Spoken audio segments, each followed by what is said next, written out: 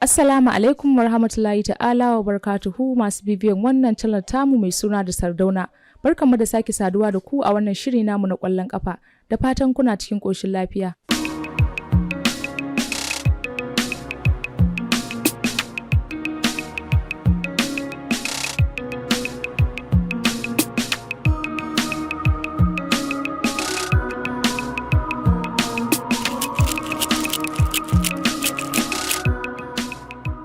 A yau mun zo muku da batu ne akan tarihin ƙwallon ƙafa a Ingila. Sau da yawa ana kiranta kyakkyawan wasa. Yana da ƙarfin da ba za a iya misaltawa ba a cikin zuciyar Ingila. Tun daga kwararo zuwa manyan filayen wasa, wasan ya yi nutso mai zurfi cikin al'ada, tarihi da kuma al'ummar ƙasar. A Ingila ana ɗaukar wasan ƙwallon ƙafa a matsayin wasa na ƙasa, kuma hukumar ƙwallon ƙafa ta Football Association (FA) ke tafiyar da ita, wanda ta samar da kudaden da suka kai kusan fam miliyan 468 a shekarar 2019, akasari ta hanyar haƙƙin watsa shirye-shirye, tallafi da ba da izini. Kudin da hukumar ta kashe ya kai kusan fam miliyan 410 a wacce shekara, wadda mafi yawan su ke kunshe da saka hannun jari a wasan. Hidimar ƙwallon ƙafa a Ingila ya kunshi sha'awar fafatawa, cin nasara, wani lokaci kuma na ɓacin rai, wadda ke haifar da kundin tarihin labaran da suka ɗauki tunanin miliyoyin mutane. Tafarkin tarihi, tushen ƙwallon ƙafa a Ingila ya samo asali ne tun shekaru aru-aru da suka gabata. Duk nau'ikan ƙwallon ƙafa na zamani sun samo asali ne a cikin folk football a turance na al'ummar Ingila. Gasar Premier abin kallo a duniya. A ƙololuwar ƙwallon ƙafa a ƙasar Ingila akwai gasar Premier da aka kafa ta a shekara ta 1992. Shahararriyar gasar tana jan hankalin manyan daga ko'ina cikin duniya. Hakan ya sa ta zama abin kallo a faɗin duniya, kuma ƙungiyoyin irin su Manchester United, Liverpool, Arsenal, Chelsea da Manchester City sun yi fice ba a Ingila kaɗai ba, har a faɗin duniya suna da goya baya a nahiyoyi daban-daban. Gasar Premier ita ce gasar wasannin da aka fi kallo a duniya. Ana watsa shi a yankuna 212 wa gidaje miliyan 643. Ana hasashen masu kallo da talabijin sun kai biliyan 4.71 a cewar Premier League. Rabin magoya bayan su a duniya da kuma kashi 1 cikin 4 na masu kallon a talabijin suna nahiyar Asia. Duk da kuma wasannin kan zo tsakar dare ne a nahiyar, Manchester United ta fi kowa yawan magoya baya a duniya. Tana da kusan biliyan 1.13. Sha'awa da magoya baya ga waɗannan ƙungiyoyi sun haye kan iyakoki, kuma suna da kawo mutane guri guda cikin ƙauna ga kyakkyawan wasan. Tsananin gaba ana ce ga ƙwallon ƙafa a Ingila, abin da zai fara zuwa ranka shine adawa mai tsanani, wanda zafin fafatawa da suka wuce ƙwallon a karan kanta. Wasan arewa maso yamma tsakanin Liverpool da Manchester United, waɗanda aka fi sani da dabin arewa maso yamma, fafatawa ce ta tsakanin ƙwararrun ƙungiyoyin ƙwallon ƙafa da ke garuruwan Liverpool da Manchester. Ana kallon wasan a matsayin mafi girma a gasar ƙwallon ƙafa a Ingila, kuma ɗaya daga cikin manyan fafatawa mai zafi a ƙwallon ƙafa a duniya.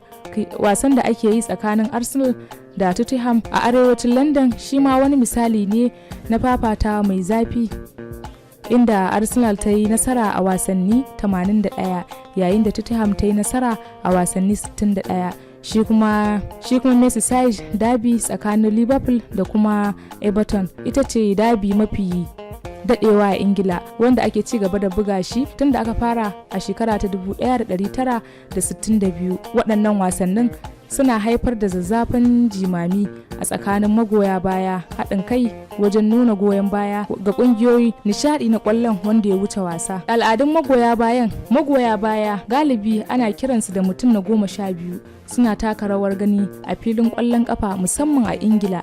Yanayi a cikin filayen wasannin baya misaltuwa, a yayin da zaka iya jin waƙoƙi, ihu da kuma maganganu kala-kala wajen nuna goyon baya. A wani bincike na Football Sport Federation da ta yi a kashi 92 na waɗanda suka amsa tambayoyi masu binciken sun ce sautin cikin filin wasa na da muhimmanci don jin daɗin wasan. Magoya bayan suna kyautata alaƙa sosai da kulab ɗinsu, a yayin da waɗansu ke gadarwa 'ya'yansu waɗannan al'adu, kuma zumunci yakan bunƙasa tsakanin magoya baya. A gaskiya ma wani binciken da jami'ar Leeds ta yi ya gano cewa haɗin kai na magoya bayan ƙwallon ƙafa na iya yin tasiri mai kyau akan jin daɗin tunanin mutum. Wembley, ƙasa mai tsarki. Filin wasa na Wembley a matsayin babban filin wasan ƙwallon ƙafa na Ingila.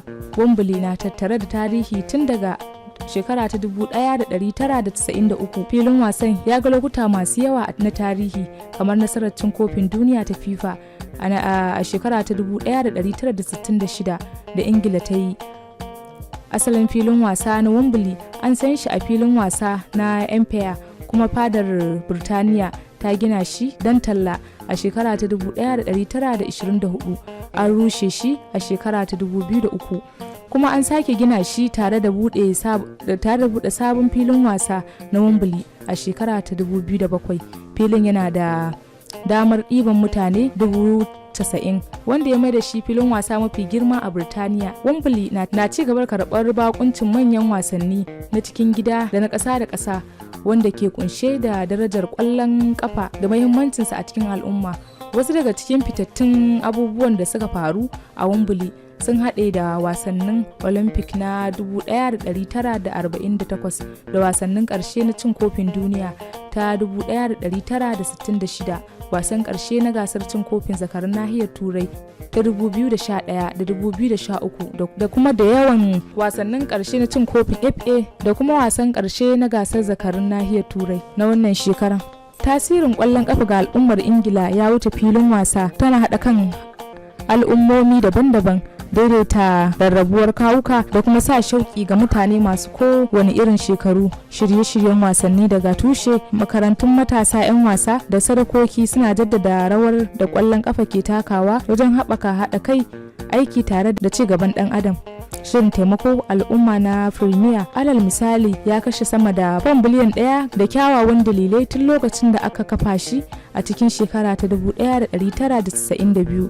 Shirin, wanda ya mayar da hankali kan fannoni kamar ilimi, haɗin kai da lafiya, da yin amfani da ƙwallon ƙafa don yin tasiri mai kyau ga rayuwar mutane. Haka zalika, gidauniyar ƙwallon ƙafa wadda ke samun tallafi daga Premier League, FA da kuma gwamnati, ta zuba sama da £1.5 biliyan a wasannin 'yan koyon ƙwallon ƙafa tun daga shekara ta 2000.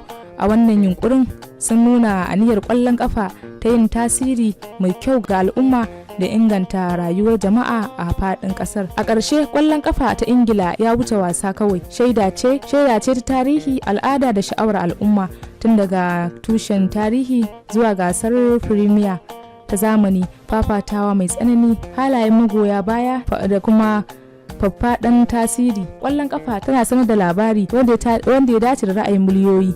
Yayin da wasannin ke ci gaba da bunƙasa, abu ɗaya kasance tabbatacce: ƙwallon ƙafa zai kasance har abada a matsayin wani muhimmin ɓangare na tarihin ƙasar Ingila, yana ƙarfafa tunanin kasancewa da girmama ƙasar wadda ta wuce tsararta. Ku ci gaba da sauraron tashar da Sardauna TV.